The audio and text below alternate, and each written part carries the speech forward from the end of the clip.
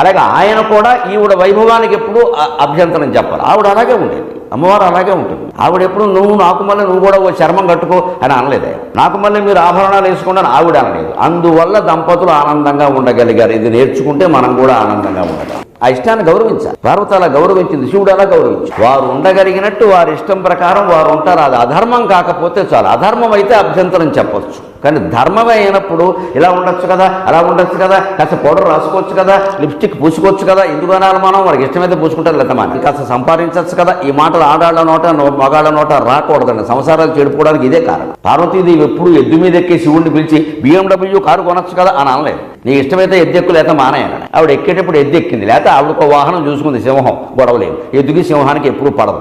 ఇద్దరు చెరో కారు వేసిపోయారు. అందుకని దెబ్బలాడుకోలేదు. వాడు దాంపత్యం అంటే ఇంతే. వారి అభిరుచిని గౌరవించాలి. మనం మనలాగే ఉంటాం. వారి కోసం మనం మారక్కల, మన కోసం వారిని మారడం మనం ఒత్తిడి చేయాలి.